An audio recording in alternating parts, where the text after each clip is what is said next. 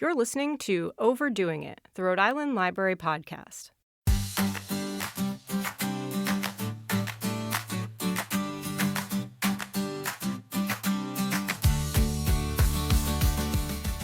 Hello, and welcome to another episode of Overdoing It, where our team of library workers dish about their latest reads, views, and passions, alongside fascinating conversations with local luminaries. I'm your host, Lauren Walker, director of the Coventry Public Library, and my pronouns are she, her. Let's dive in and discover who our guests are today. So today I'm joined by Chuck Staton, host of the Funbearable podcast, producer of Tuesdays with Stories with Mark Normand and Joe List, and director who's worked with The Impractical Jokers, Kevin Smith, Mike Birbiglia, Drew Barrymore, and more. Hi, Chuck. How you doing?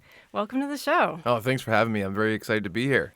A little later in the show, I'll talk to Chuck about the Funbearable podcast and their upcoming live show. But before we get to that, let's start out, as we always do, with what have you been reading and watching? Man, what have I been reading and watching? Well, I'll be honest. I'm big into graphic novels, and there's an amazing story called The Last Ronin, which is a Ninja Turtles book. Nice. Where the original creators kind of got back together after a huge falling out, because the original book was like very violent, very gritty. Okay. And then it became like a cartoon and all that stuff. And the original creators, I guess, had a falling out at some point, and they were brought back together by a documentary that was put together. And because of that, they came up with this extremely dark post-apocalyptic story where everyone's dead in the Turtles universe besides one turtle. And so they came back and they made this thing called The Last Ronin, and it was huge. It was like a couple of years ago. And so after they did that, they've done 2 follow-up stories, and I'm into those right now. And I think that's in my head too, because I was at Colorado Springs Comic-Con all weekend moderating.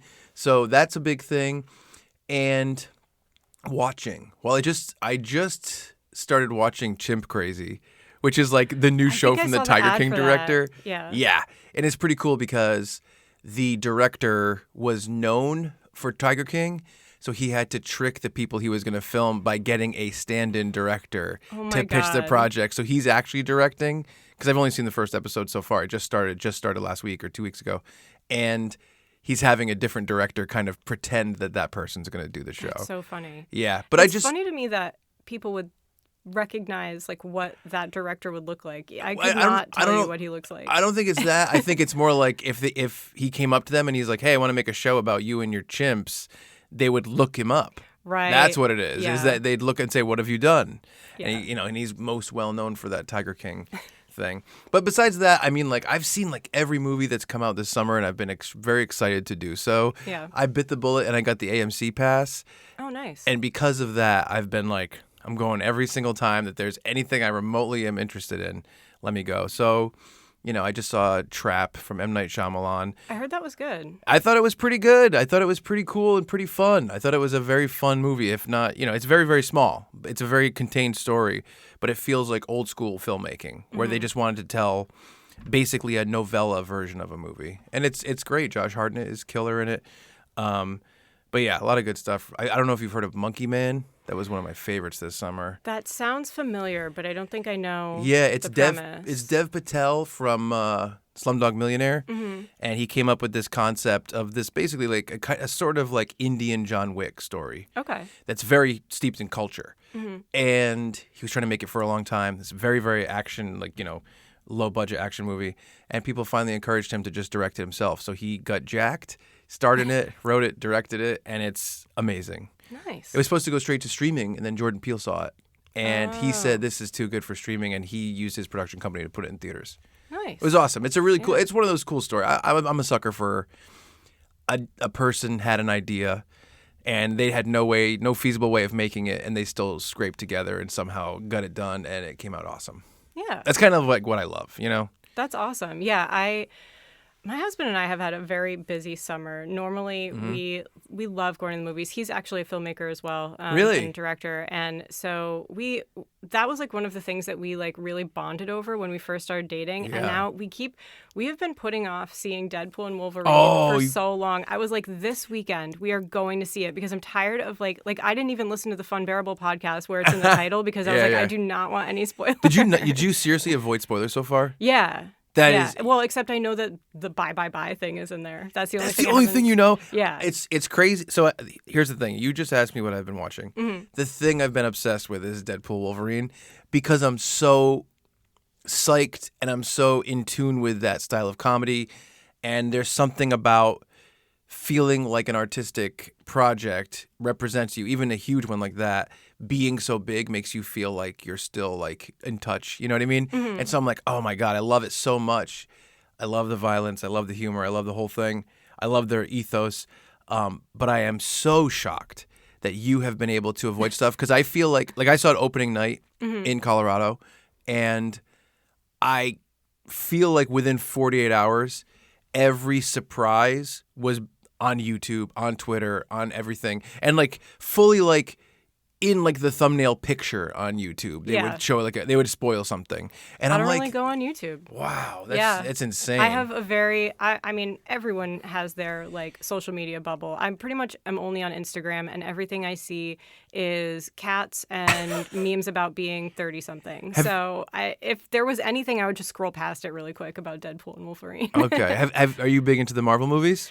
Yeah. So I mean, we've fallen off a little bit. We were big into Marvel. I mean, Nate, my husband, has always been into comic books and all that stuff. He got me into it, but I would say after Endgame, with all of the shows and the movies, I felt like I had to do homework to stay involved in it, and I just have fallen off. Well, this movie was really brilliant. It was a really brilliant piece of fun summer blockbuster with deeper meanings if you really have the understanding of the characters in the world, and I think you will. It's nice. Really amazing. It's incredible what they've done. Yeah, I mean, what's not to like? There are some things in this movie that are like surprises that are behind the scenes extremely emotional, and you'll after you see the movie, go look at everything that Ryan Reynolds has posted about on Instagram since it's come out. Okay, because there's some truly heartfelt stuff behind the scenes of some of the stuff that you don't know unless you see the movie. Okay. It's really interesting. I don't want to spoil anything for you, but it's really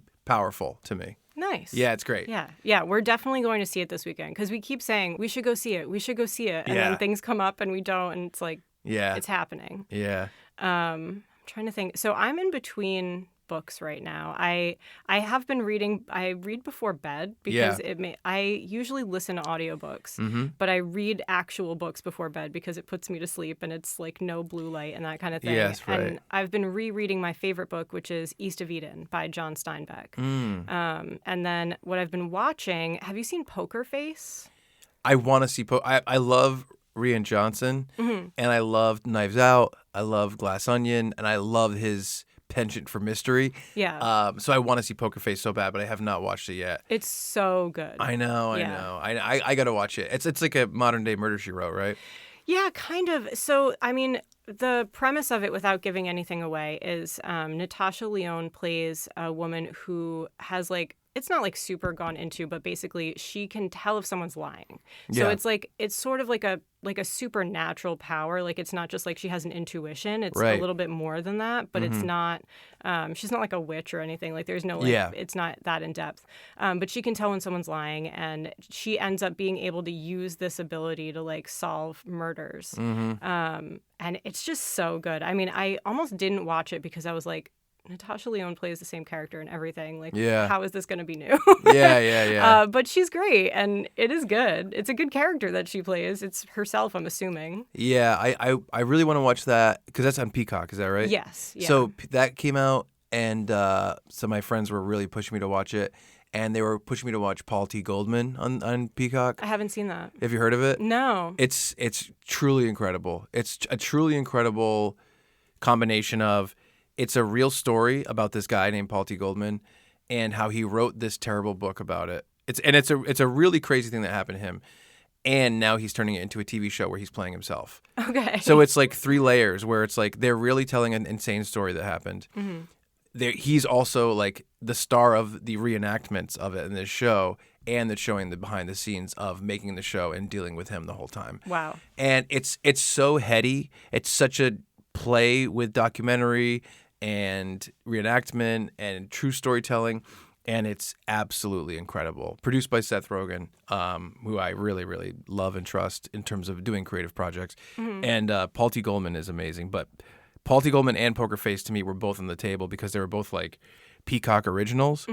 And my buddy said, and this is crazy, my buddy Ray, he's like, Twisted Metal is incredible on Peacock. I haven't heard of that either. It's a video game adaptation of a game for like PlayStation, like back in the day, where you were just in different cars and you would drive around shooting each other. And when it was announced, it's like, how could they make that into a thing? And he's like, it's good. He's like, I don't know how they made it good, but it's good.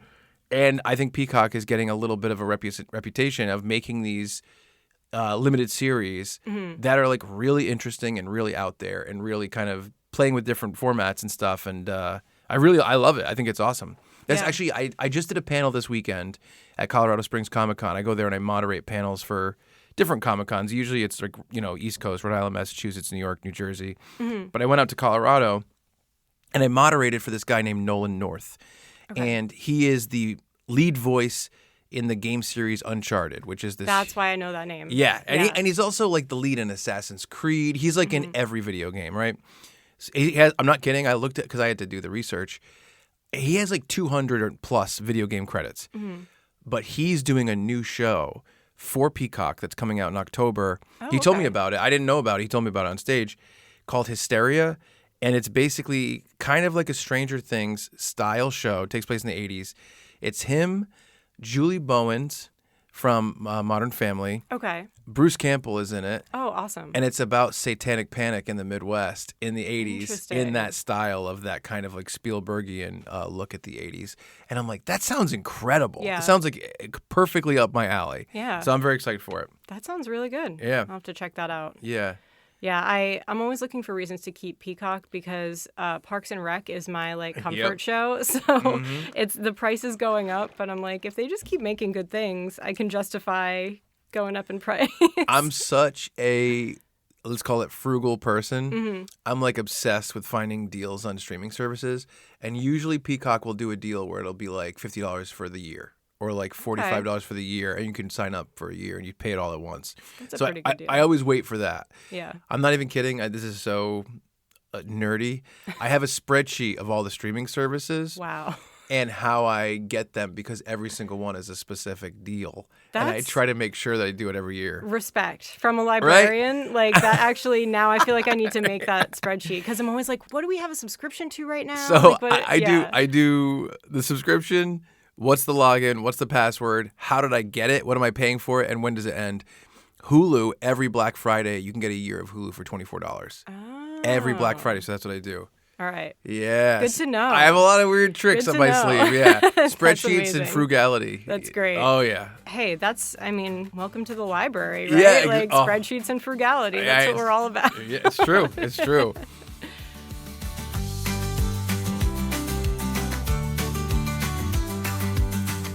All right, so we've met a few times at the Let's Chat podcast meetups in Providence. Yep. And shout out to Chris Revel and Nathan Peavy, who organize those great meetups. Yeah. But for listeners who may not know you or the Funbearable podcast, can you talk a little bit about the podcast, who your co-hosts are, and the general gist of the show? Oh, yeah. So I do a podcast called Funbearable, and it's myself, and I kind of come from the filmmaking side of things. My buddy Brad Rohr, who comes from the improv comedy and writing side of things, and my buddy Ray Harrington, who is a stand-up comic. He's also a director.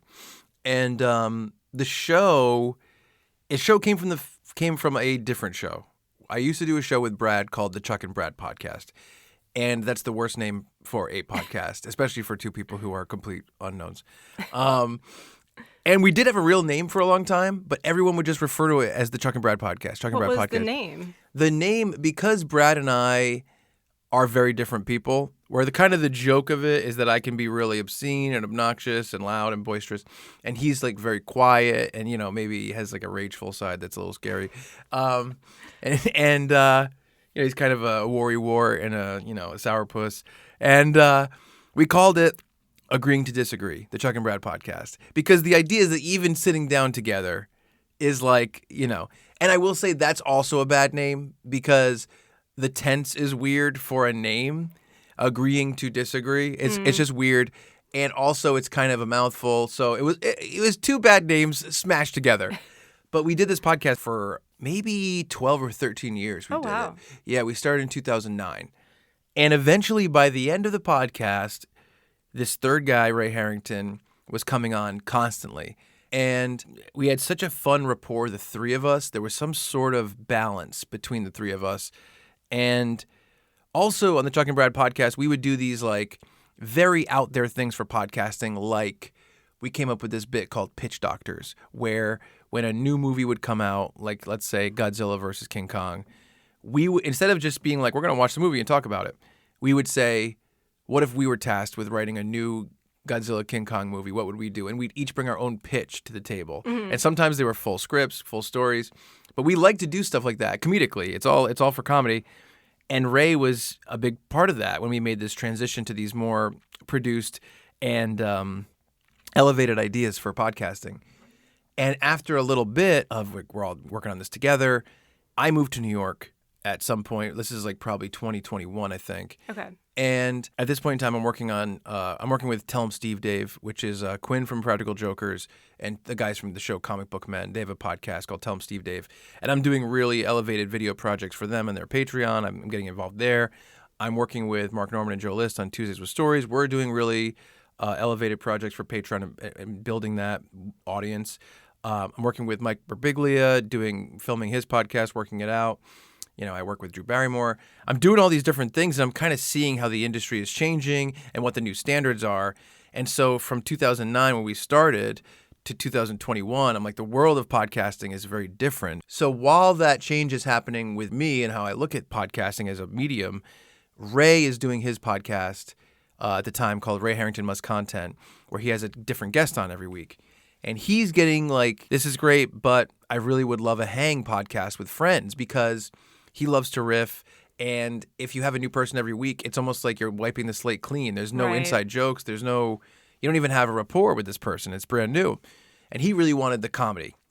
So knowing Ray was great on our podcast, knowing we had this great rapport, knowing Ray was looking for more of a hang, and knowing that the industry had changed, I was like, man, it'd be awesome to start over with episode 1 being at the quality and organization and everything that I would like it to be. And so I was like, what if we started over as Funbearable with the three of us? You know, Ray gets to get what he wants. We get to start over from this new perspective of just like exact quality we want from episode 1. And so we did. And the podcast is really, it definitely is about our relationships and the voices and the way they work together. And you know, we talk about Ray's life as a comic, my life as a director, Brad's life as a Brad, and we talk about all of our adventures and our traveling and all that kind of stuff, as well as pop culture. We get involved in that. But my favorite stuff, and I believe what people think is the heart of the podcast, is the more elevated concepts, which is a thing that hasn't really come into podcasts too much. But like Pitch Doctors, we do that. We do a bit called Strangers in Fiction, where we hire the cheapest writers on the website Fiverr, and we give them character descriptions, and we ask them to write scripts starring us, and we read the scripts cold on the air. We do a new thing called Boy Crimes, where we all dress up as judges. And I want robes next time, because we did one episode so far, and people write in with their boy crimes, which is a shorthand for mischievous, pretty innocent crimes when you're a little kid or an adolescent. And a lot of writing, a lot of different ideas. Like we just did one of our live podcasts, and we opened by writing all each other's eulogies, you know? And so it's ideas like that where we're really poking fun at each other. We're really making fun of each other and kind of playing pranks on each other in some ways and surprising each other with ideas. That's the heart of the podcast. I think it feels like 3 comedy writers coming into a room to either riff or come up with a weird project for the podcast. Mm-hmm. And so that's what I think that's the way to look at it. It's going to be... we think of it as a creative playground. And I think I love the idea that when you do a weekly podcast, you can purposely bring a bad idea to the table and do it for the comedy of it, because in 7 days, you're going to do a new thing, and that's going to be in the past. And if something works, you can keep doing it. And if something doesn't, you only do it once and you move past it. So it's really a place for, you know, people who are into comedy, who love comedy, who appreciate comedy and have this comedy bounce to their conversation all get together and just kind of exercise all of our muscles in different ways. And we have different muscles, you know? So it's really, really fun. I love doing it. We've had a bunch of comics on so far. Mark Normand, Joe List. We've had Walt Flanagan from AMC's Comic Book Men and Tell 'em Steve Dave, obviously, my connections. Those people have been on. We put a lot of our panels up because Brad and I both moderate panels. So there's been panels with like the entire voice cast of the Ninja Turtles TV show, the entire voice cast of Futurama, a bunch of Disney voice actors. But it's mostly just the three of us, and then we try to put ourselves in fun, different, creative situations. Like every Halloween, we're about to do this again. Every Halloween, we do a thing called Franchise Flashback, where Brad and I will watch an entire horror movie series, like, you know, the actual Halloween series or Saw, or this year it's going to be Child's Play.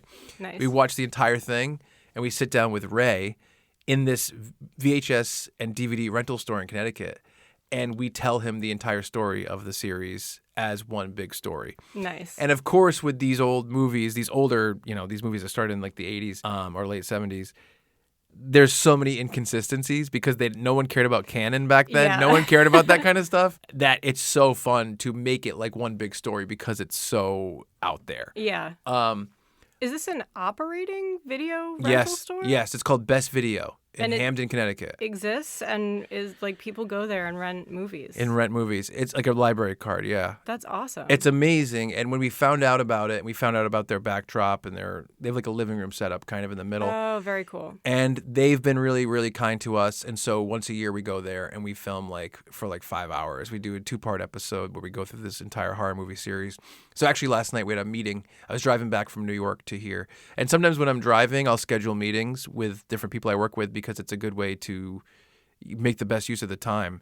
Yeah, why not? So Brad, Ray, and I were on the phone for over an hour, just kind of planning out all our Halloween stuff. We're going to do a big trip to New York and do a bunch of interviews with different people for the podcast. But we're also going to stop in Connecticut on the way there and do that. Nice. And it's that kind of that's kind of what we try to do is like just like very themed, very very silly, very very silly stuff.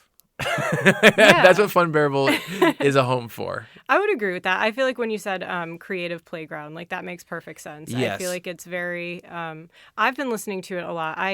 Ever since we started going to these podcast meetups, I'm like, all right, well, I'm meeting these people. I should listen to their podcast. Yeah, sure. And Funbearable is great. I've been listening to it a lot. And I appreciate that. I feel like it's now gotten to a point where, because it's so, like, you guys are just friends and you're chatting. Yeah. And when you listen to a podcast of people who are friends and they're chatting, you almost feel like you're a part of that. Yeah. But now I'm like, wait, I've only met these guys like a couple times. Like, I know way more about you all than you know about me. I know. It's so funny because there's a term for that. It's called parasocial relationship. I think it's very common for podcasts. There's a lot of memes about it where it's like, you know, me hanging out with my friends when my friends are just podcast hosts, and it's a person laughing next to a sign of 3 people together laughing. Yeah. And I think it's just a natural thing of podcasting. I'm sure a lot of Mark Maron's fans feel like that as well. But I really appreciate you liking the podcast. It's fun because like I love what we do. I think that Brad's the funniest guy ever. I think that Ray's the funniest guy ever. I feel lucky to be paired up with them. I feel like I know how to press their buttons in the exact right way to get them going on the podcast. But it's always funny to see who thinks the podcast is fun and who enjoys it and who gets it. You know what I mean? Yeah. So I really, really appreciate that because we do work really hard on it. Yeah. And I think, like, I've definitely thought about that concept before, thinking about, like, you know, if you go to like a Comic-Con or in any situation where you're going to meet like an actor that you've like watched a lot of their stuff, like you know more about them and they've never seen you. They know nothing about you at all. And there's like a weird thing there. But I also find it strange because at these podcast meetups, like, I have met you guys. Like, I've met like other podcasters, but I wasn't in those conversations with you. So I know. There's like a weird divide there where it's like, I do know you, but so. No, I love it. I love it. When Yeah. you see Brad, please make fun of him for liking hot dogs so much. I do. Yeah. I've definitely sent him hot dog memes on Instagram, even though we've only met like 2 or 3 times. Yeah. I want that to become his entire identity. Yeah. Just that Brad likes hot dogs. We didn't even expect that to become a thing. And for some reason... He barely likes anything at all. Yeah, So that's exactly right. But it's like... I'm also a picky eater, so no shame on really? Brad. Yeah, I definitely identify with it. Although he's pickier than I am, which makes me feel good. That's. I think a lot of people probably feel that way. But I can't believe how people have hooked into the idea that he loves hot dogs. It's insane how much people love it. Yeah. It's crazy. It's become like the biggest thing in our podcast that people write in or send us stuff or post about. It's crazy, but I love hilarious. it. It's so funny. Yeah, so you mentioned that you and Brad moderate panels at Rhode Island Comic-Con, and you were recently at the Colorado Springs Comic-Con. Can you talk about that? Yeah, it's really fun. We got involved with Altered Reality. That's the group that puts on these Comic-Cons. And they do a bunch of them around the country. They do Rhode Island Comic-Con, Colorado Springs Comic-Con. They do an anime con. They do TerrorCon in Massachusetts. And they do a new con called Contropolis, which is like, I think it's Pennsylvania, New Jersey, New York, maybe. And we've been working with them for years. And we kind of just thought it would be a fun muscle to exercise. That's kind of what I think about when I think about performing and talking and being creative and being in front of an audience is like, I like the challenge of being in different situations on stage and kind of having to adapt to that and learn about that. Because I've had to do things like one time I had to interview Christina Ricci in front of a room of like hundreds and hundreds of people. And doing a one-on-one live conversation with like an A-list actress in front of hundreds of people for 45 minutes straight is like a big responsibility. And I like the idea of being put there and having to kind of figure that out and say, this works, this doesn't work, and then keep doing it. But we've been really lucky. I think we've moderated for 4 actors from The Office, which has been awesome. That's awesome. Yeah. The actors who played Kevin, Stanley, Creed, and Meredith. That's great. Yeah, that was really fun. That was 2 different panels. We moderated for the cast of the new It, which I loved. I loved the new It. Mm-hmm. We moderated for, like I said, the voice cast we've been talking about. For some reason, a lot of voice actors, Rob Paulson and Maurice LaMarche, it's the Pinky and the Brain. Oh, awesome! But also they're on everything. Simpsons, Futurama, like they're everywhere. Rob Paulson's one of the biggest voice actors of all time. But yeah, and I really enjoy doing it. Most recently, I've been moderating for Chris Parnell from SNL. And Harry Belden, the new voice of Morty on Rick and Morty. I did just Brad and I both did a panel with them in New Jersey, I believe. And then recently, this past weekend, I moderated for Chris Parnell, Harry Belden, Ian Cardone, who's the new voice of Rick, and Spencer Grammer, who's the voice of Summer. And like that's a show that I truly love. I truly feel like it speaks to my, creative, like where I want to go and what I like. And it's just really fun to be put in those positions, be able to kind of work with those people and talk to those people and try to bring some interesting questions to the table and run the room and stuff like that. So I think it's really, really fun. And I've met a lot of friends through this company, a lot of great people, work with them, work for Altered Reality as well as with the cons. And it's an awesome time. And it's fun because we get to then take it, put it on the podcast. And when we do a panel and we put it on the podcast, the first 45 minutes of the episode is going to be the panel. And then we do like an additional 30 to 45 minutes about that thing. So, when we put out the Chris Parnell and Harry Belden Rick and Morty episode, we then talked for 45 minutes about Rick and Morty and the evolution of that. And so you hope you put it up, you pull in the fans that like Rick and Morty or want to see these actors and actresses, and then you hope that they stick around and they listen to your banter and they listen to everything that you have to say, and they think, this is cool. And so I think it's a really fun thing for the podcast, even though, truthfully, the comedy isn't always the same because that's not exactly our responsibility as moderators of these panels. Like, as much as I do like to throw in jokes and do whatever we can to make it fun and funny, I'm fully aware that the audience is there to learn more about the person and a lot of times interact with the person.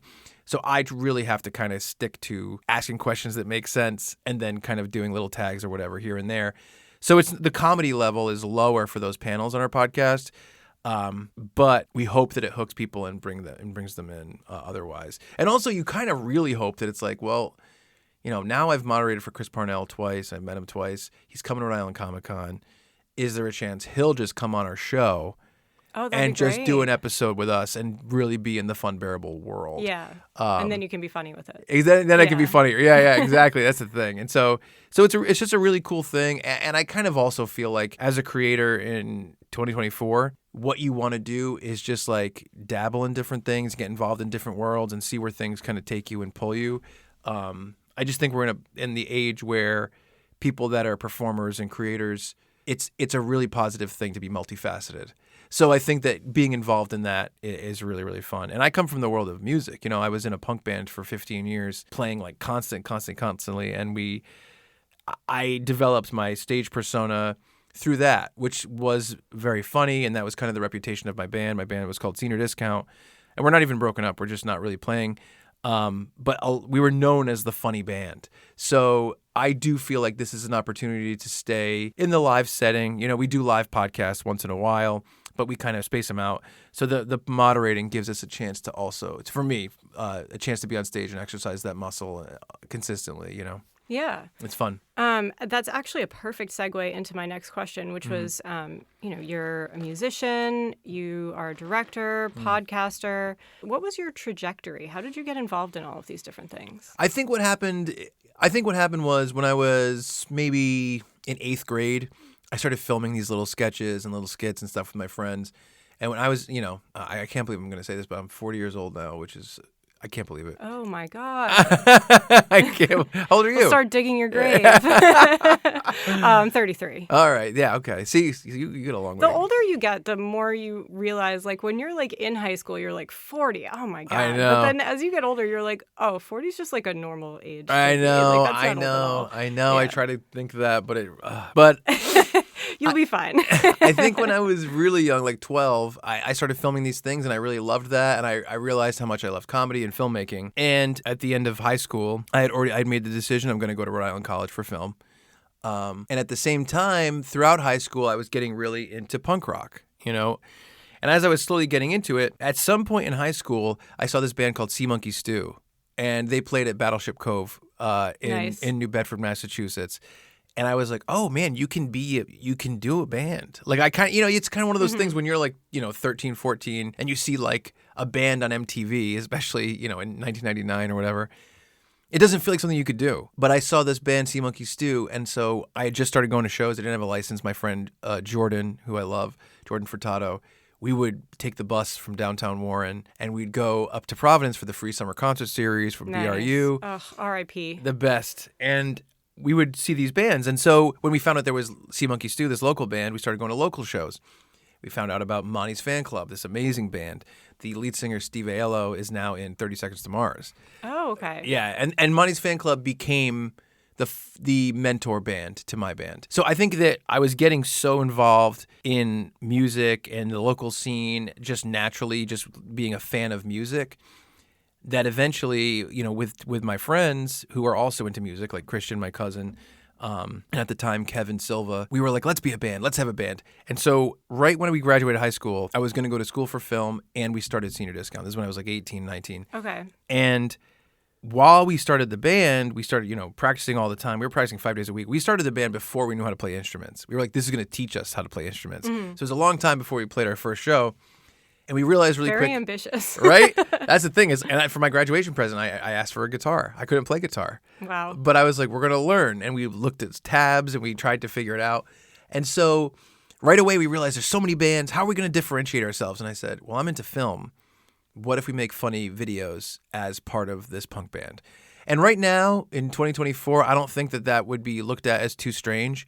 But in 2003, 2004, this was I wouldn't be surprised if YouTube was 50,000 times smaller in 2004. Yeah. I don't even know if it started in 2004, 2005. I'm not sure.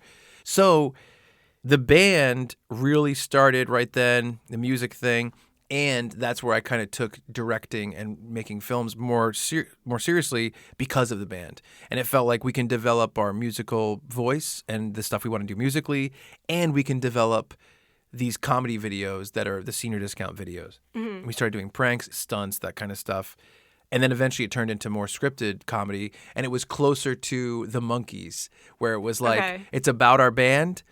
I kind of think of it as the Monkees meets It's Always Sunny in Philadelphia, nice. Where it's like super low budget, kind of crass, like all this stuff, but it's about a fictionalized version of the band. So we'd have like a show at Club Hell. So what we'd do is write a video around that show and say, oh, we caused a fire last time we were there. So they're requiring that we get a letter from the fire marshal to play at Club Hell, but we know the fire marshal and he hates us, so we have to try to convince him to become friends with us. And like that would be the driving force, like a sitcom. We'd have like an A storyline and a B storyline, and we'd make it about the band.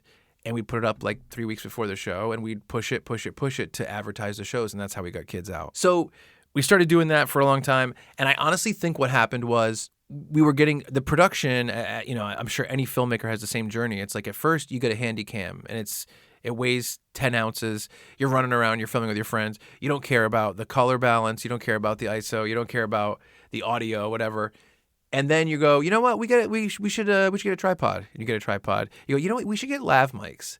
You get lav mics. Oh, we should get lights. And you start, and the production gets bigger. And with all that stuff, it costs more money to film. It takes more time to set up and break down. You have to get people to agree to schedules. And also, at the time, we're going from being 18 to being like, let's say 26, 25. We're getting out of college. We're getting real jobs. So it was getting harder to make the videos as the time went on because it took so much more time and took much more production. So I think what happened was I met Brad through our bassist at the time. Our bassist's name was Alan Souza, and he was doing comedy in Newport, Rhode Island. I saw Brad on stage with him with the bit players, and I was like, man, that guy's so funny. Let's bring him into the videos. We brought him into the videos. He started writing with us, and he was such a hilarious dude. And I think we looked at the videos as a way to drive people to the Senior Discounts website and push our shows. But because it was so hard, it would take so long to get these videos done, that I talked to Brad eventually, and I was like, what if you and I started a podcast? And that was the thing that we did, because there's so much less prep, there's so much less setup, and at the time it was all audio. So we said, yeah, let's just do a weekly podcast. We'll talk about Senior Discount shows. We'll talk about your improv group shows. It was the Bit Players, then it became Sky Punch. And that way we'll have this outlet for creativity where people can check us out and hear plugs. And so that's really the reason that started. And I continued making film projects, but for all the Senior Discount stuff, it was completely unpaid. We made no money at all as the band or as, the filmmakers. I will say I'm pretty proud of the fact that we were a punk band for 15 years. We went up and down the East Coast. We played Warped Tour. We played with tons of our bands we looked up to. We played with the Bosstones, and we didn't lose money. We only broke even. There you go. And that's pretty good. That's I think that's pretty good. We ended up getting signed by Less Than Jake's drummer to his record label with like Fun and this other bands. And that's, to me, that was a big accomplishment. But the fact that we didn't lose money on this endeavor, that's all I want. That's not all I want. But I mean, it's good that we didn't lose money, but we never made money on that. We never made money on the Senior Discount videos. And around this time, I think after a little bit, I was filming our live show, and one of my favorite podcasts is Tell 'em Steve Dave, which is the one I mentioned earlier with Quinn from Practical Jokers and the AMC Comic Book Men guys. I reached out to them because they were doing a live show, which they never do. They never do live shows. Walt hates doing live shows. He's like one of the main guys in the show. And so I found the email address for the Impractical Jokers manager online, and I wrote to him. And I said, Quinn should film this. Here's my podcast live that I shot to show you that I know how to do this. Right. And they hired me to go to New York and film Tell 'em Steve Dave live at the Gramercy Theater. And right then, like within like a year, I'd say, AMC canceled Comic Book Men. Okay. Which was really unexpected because Kevin Smith had a heart attack, and they had a really good relationship with Kevin, and they basically were like every year for a while, they were like, oh, they're not going to renew us, and they just kept doing it. So it was really unexpected. And to supplement the income that was lost, Tell 'em Steve Dave started their own Patreon for their podcast, because they didn't usually do video projects at all. The live episode was just like a one-off. We released it as a Blu-ray, honestly.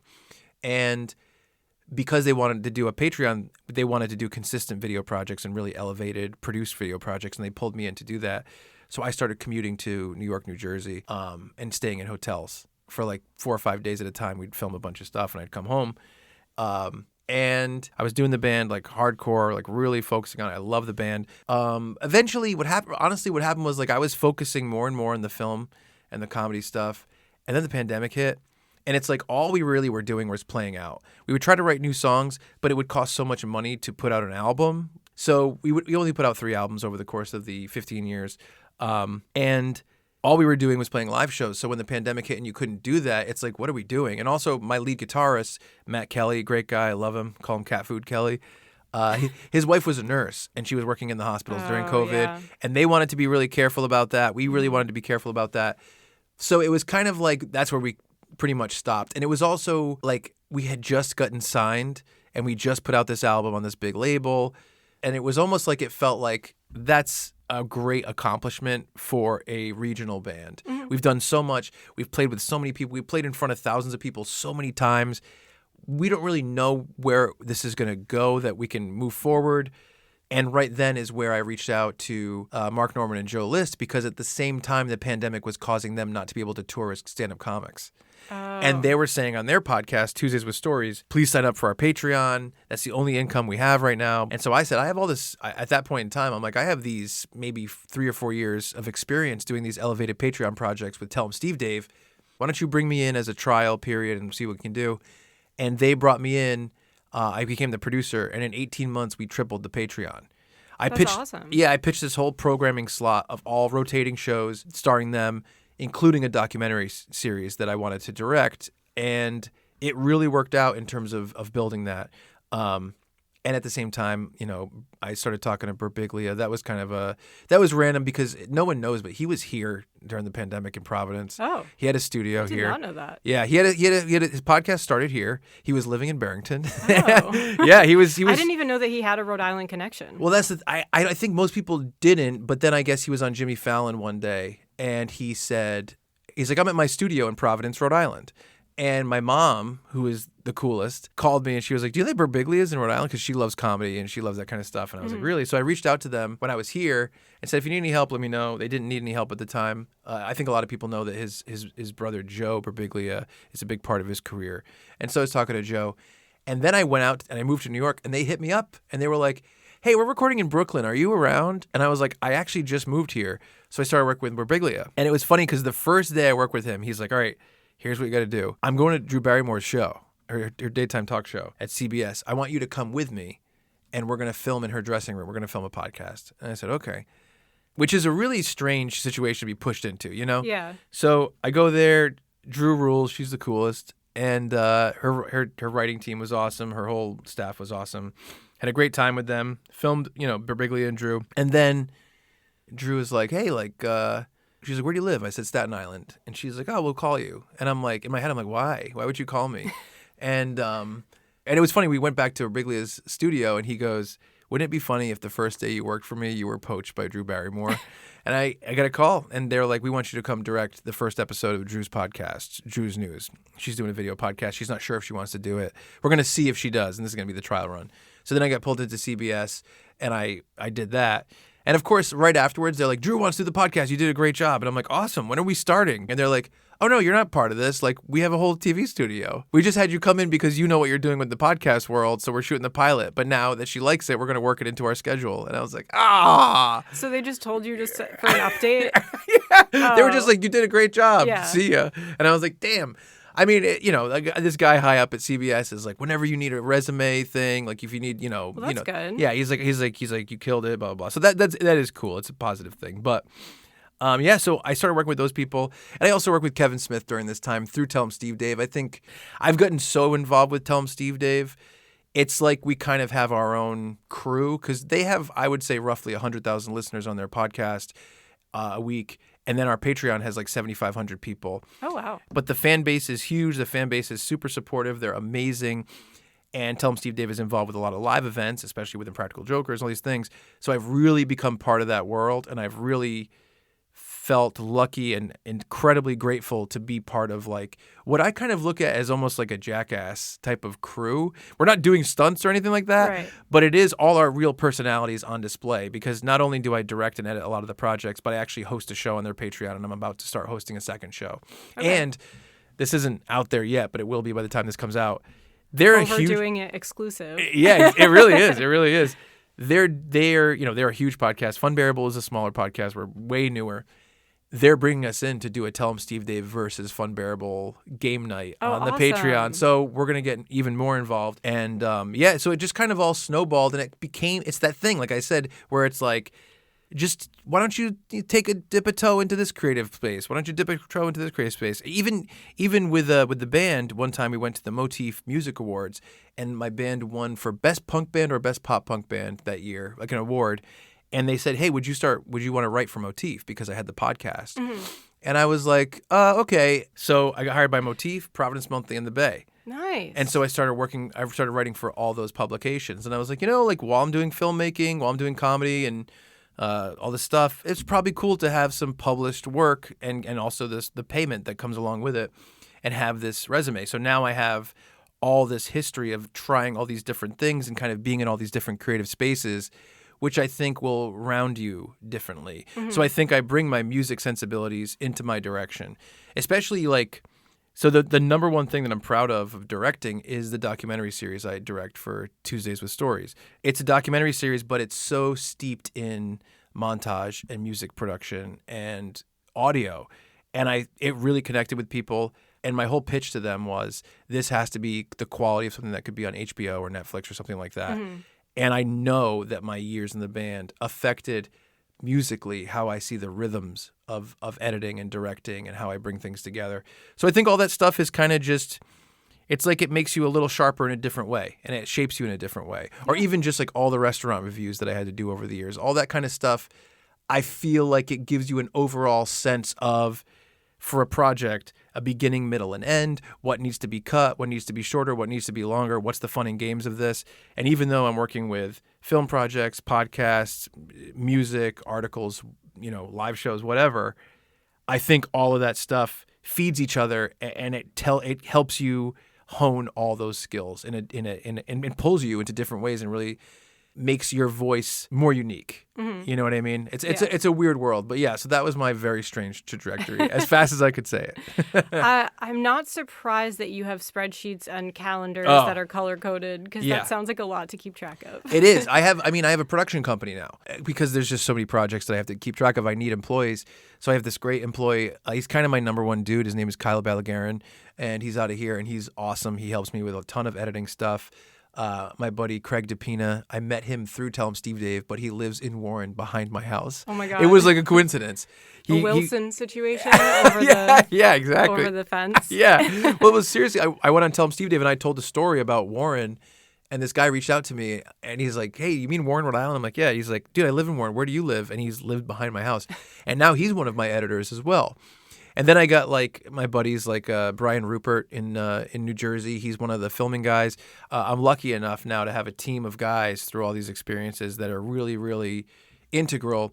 And the spreadsheets, oh my God, of due dates and blah, blah, blah, and all that kind of stuff. It became, I had to go through a point in time where I'm like, okay, I want to be creative, podcasting, directing, whatever.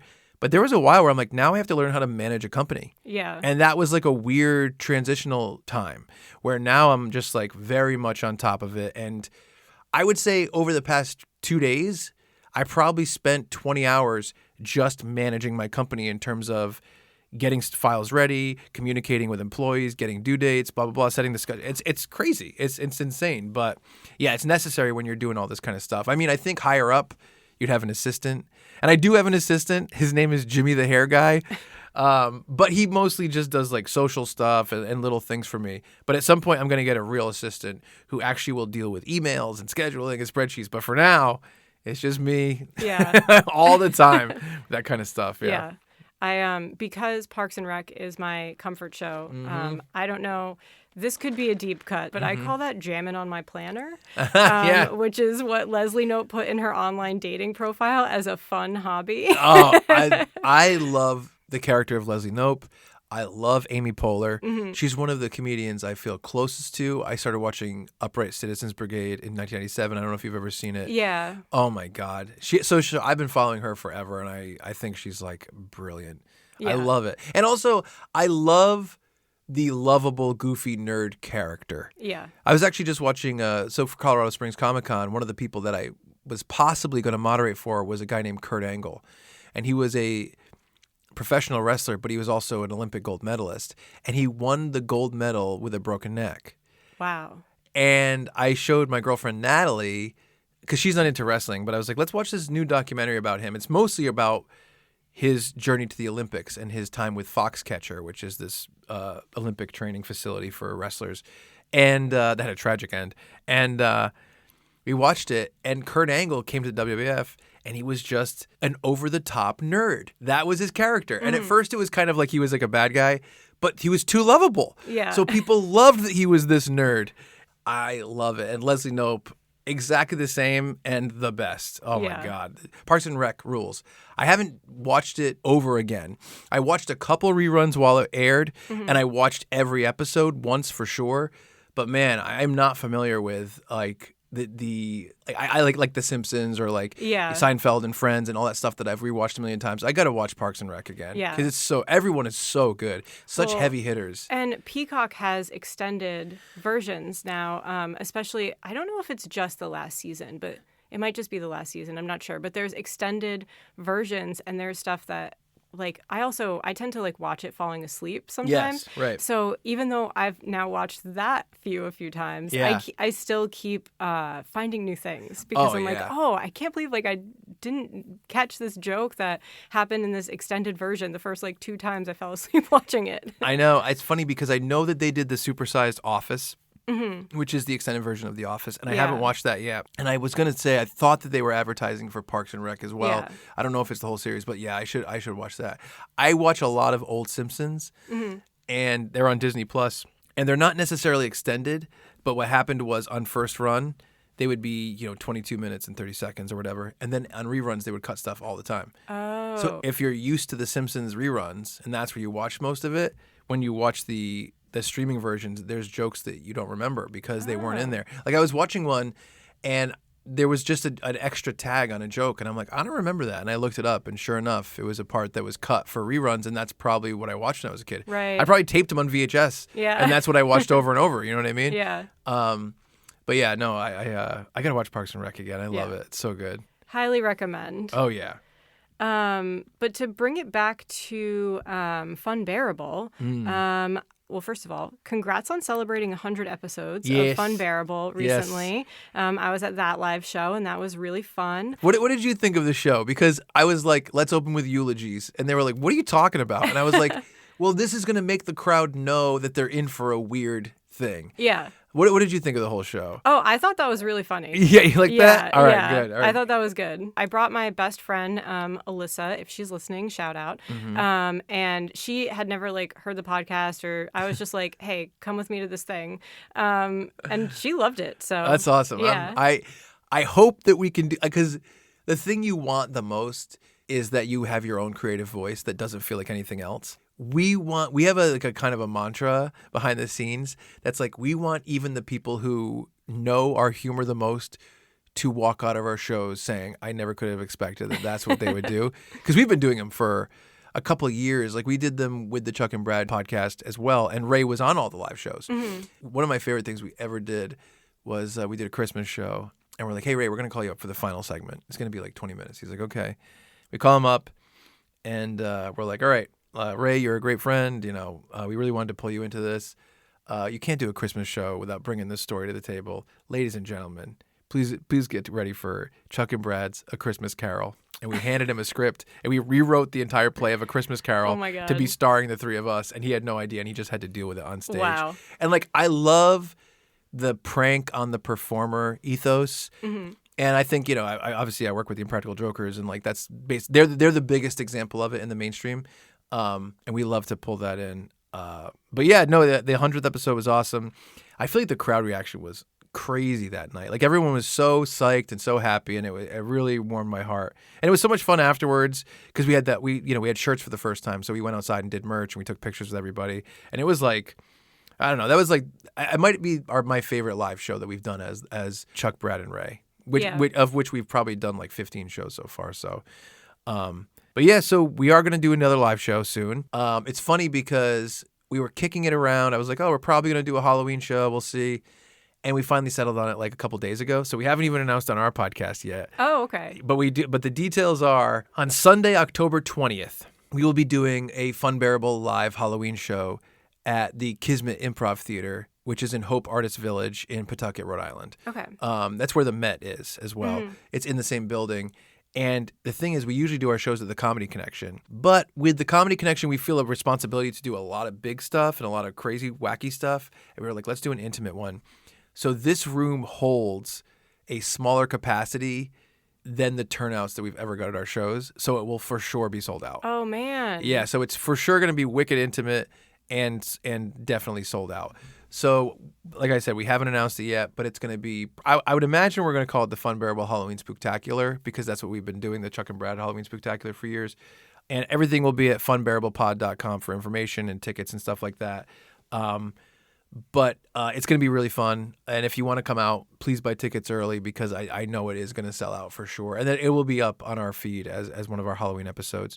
Every year, we do a month of Halloween episodes and a month of Christmas episodes. Nice. So there will be at least 4 Halloween episodes this year, and probably, I say, at least 3 Christmas episodes this year.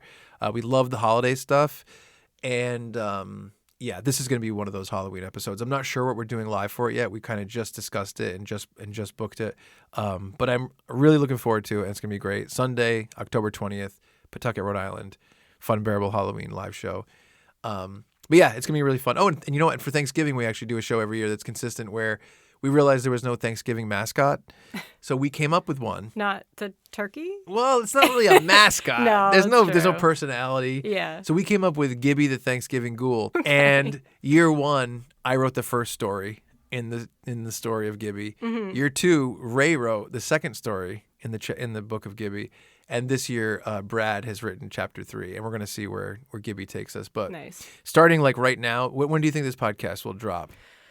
That's a great question. I'm completely forgetting. Probably sometime in September. Yes. So we're going to be going into the holiday season, and we're going to have a lot of Halloween fun leading up to that Halloween show. And then I think Gibby, September, like 24th or 27th, whichever one is a perfect. Tuesday. That's cool. That's great. I don't know if it will. I don't know if this is actually an Overdoing It exclusive, or if you will have already announced it. Right. No, we'll probably announce it by then, but it's an exclusive as of this recording. Oh, that's nice. Yeah. But yeah, so we're jumping into holiday stuff right now, and yeah, we're gonna do that live show. It'll be really, really fun. I know we talked about. I originally talked to you about coming on to promote the 100. Mm-hmm. And you were like, oh, we're booked up. And I was like, all right, we'll probably do a Halloween live show. So we booked this date like 3 or 4 months ago to do this. So I'm glad it worked out. Yeah, for sure. Definitely. So we wrap up the show with a segment called The Last Chapter, where we talk about a library or bookish related question. And today I wanted to ask, if you could be transported to a fictional world from a book, movie, TV show, whatever, which would you choose and why? Fictional world from a book, movie, or TV show. Wow, that's a tough one.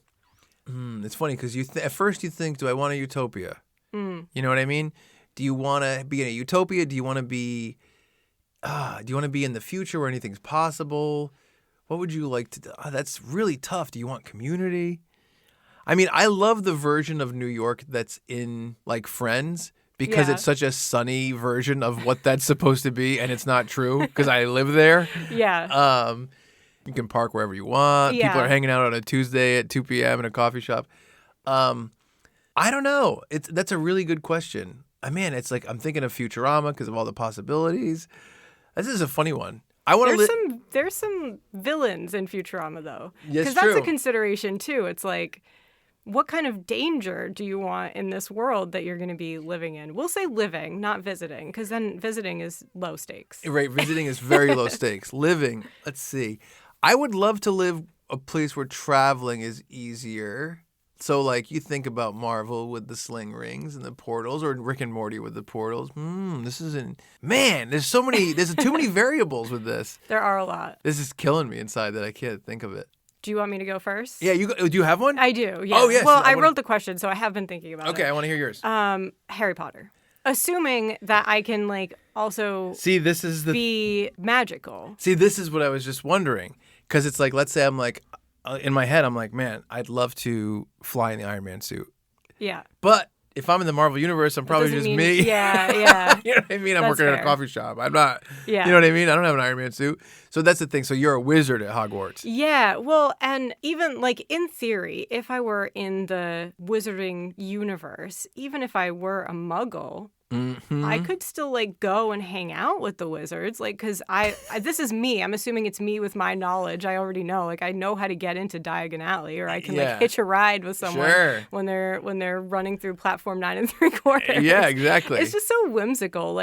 Yes, there is some evil stuff, but there's evil stuff in this world too. And I just like that there's, you can take like floating candy, and there's so much like whimsical aspects of it that I think would be really fun, even if I had to stay a muggle in that universe. I think if I had access to all the stuff, which is kind of what we're talking about, it probably would be something like Rick and Morty, because the possibilities seem endless in terms of what you're able to do. Yeah, that's true. So I think that I would go more towards a place where travel is really easy. Maybe I can fly. Maybe I get special powers of some kind. Not even natural, but just like technology powers. Mm-hmm. That's fine. So if we're talking that I have access to that, I think it's something like Rick and Morty or the Marvel it's a Universe. Hypothetical question. Yeah. So I think we can make that leap. I think so. Yeah, I think that's fair. Yeah. Then I'm thinking like, man, Flintstones.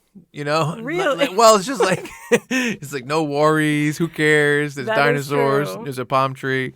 No movies though. No movie. Well, I bet. No music as we know it. You got to think there's some way that Flintstones are watching movies, whether it's like birds with a flashlight behind them or something. It's just theater. Yeah. But maybe they have some kind of a stone thing around it that looks like a TV screen. Yes. Yeah. Don't they go to a drive-in? Doesn't Dino poke his head out through the top of the thing and they go to a drive-in? I think it's like a drive-in, like a diner, like. Oh, you're right. You're right. Although I could be wrong. I think they do go to they get the ribs and then they go to like I think Dino pokes his head out to watch something. So, yeah. I have to go back now and be like, how did you? Yeah. So either that, maybe Fight Club. I'd like to be a part of Fight Club. Man. Yeah. That's intense. Yeah, blowing stuff up. That's fun. I like that. Fighting Starbucks. Wow. Yeah. One of those three. I'm just like thinking about casting spells and I know. But also I like the fact that in the Harry Potter universe there are things that they can do magically that are very convenient, but then also like they don't have cell phones. Like they're like, oh, I need to go to a fireplace to communicate with this person. And it has to be the headmaster's fireplace. I'm like, that's funny. Cell phones do exist. That's really funny. Yeah. I like that. I never thought about that. Yeah. That's so really I just fun. think that would be fun. No, that's a really maybe good a world answer. without cell phones is better. So that's Flintstones. Yeah. Right? Yeah. And I did forget to say, I listened to the most recent episode of Funbearable. Mm-hmm. I didn't realize that you grew up near Swansea. I'm from Swansea. Oh, really? Yes. Yeah. So I grew up. My parents lived like near Tuissa in Warren. Okay. Which is like right over the line. Yeah. So Swansea Mall was like, that's where I was, that's my stomping grounds. Yeah. You were talking about Friendlies. I was like, that was my Friendlies. Oh, yeah. That's where we went for like after dances. Oh, yeah. It was definitely like I think we moved there when I was 17. Okay. That area. And from 5 to like, 217, I was in Bristol. Mm-hmm. So my parents live right on the edge of Warren and Swansea. Mm-hmm. But that's where I spent all my time. That's where we filmed stuff. We were over there all the time and everywhere in that area where it's like that Salvation Army. Yeah. That Swansea Mall, Friendlies, all those places. We were there constantly. Yeah. That's awesome. I loved, Seekonk and Swansea were like that's where I worked. I worked at a movie stop in Seekonk in the Best Buy Plaza. I worked at the Taco Bell. Really? Yes. Oh wow! See, so I worked in that plaza for years. I was the third key yeah. at movie stop in that plaza, and then I moved over to GameStop, and I went to the Silver City Galleria, which is now demolished. Yeah. But yeah, man, I love Seekonk and Swansea. It's funny because as much as I grew up in Warren, I think Seekonk and Swansea were as much a part of my like growing up as anything else. Yeah. We even did for the band one time. They hired us to go to that GameStop and play for a Call of Duty midnight release random. party. That's funny. But it poured. Oh no. And so a ton of people that were fans of the band came out, and so we got acoustic guitars and we went under the awning while it was raining and we just played a show under the awning. That's so just cool. Us. Yeah. Nice. It was really cool. It was That's really, awesome. really fun. Yeah. Long time ago. Yeah. Actually, it's funny. I will say I'm going through old videos now because like I have a lot of old stuff that we filmed, but there was no place to put it. And I'm trying to filter a lot of stuff through Funbearable and see how we can put it out. Yeah, there's a lot of stuff from back then that I'm looking at, and I'm like, holy hell. And we're going to try to figure out a way to bring it into the world of Funbearable, whether it's like rewatching it with Ray, who hasn't seen a lot of the stuff and wasn't there for it. Ray actually has a lot of older short films and stuff that he's done that I'd like to do that with. So I would love to make, a little side part of the show, us going through our old creative projects and kind of commenting on them as adults and stuff like that. So, but a ton of it is going to take place in Swansea and Seekonk. Like nice. One of the first videos we ever did was us running through the Swansea Mall for a music video. And that's all it was us running through the mall for a music video. And it was, man, that's funny. That's really, really Classic. funny. Yeah, I love it. That's awesome. Yeah. Well, yeah, thank you so much for coming on the show. Oh, It's been great chatting with you. Oh, it's great. Thank you very much for having me. Overdoing It is proud to be a resident partner of the Rhode Island Center for the Book and brought to you by library staff and community members all around the Ocean State. The project has been funded in part by the Rhode Island Office of Library and Information Services. If you'd like to share which fictional world you'd like to be transported to, send us an email at overdoingitpod@gmail.com or find us on Instagram at overdoingitpod. If you enjoyed today's episode, please rate and review us on Apple Podcasts or Spotify to help us reach more Rhode Islanders. Thank you again for listening, and this has been another episode of Overdoing It, the Rhode Island Library Podcast. We're overdoing it, but you're doing just fine.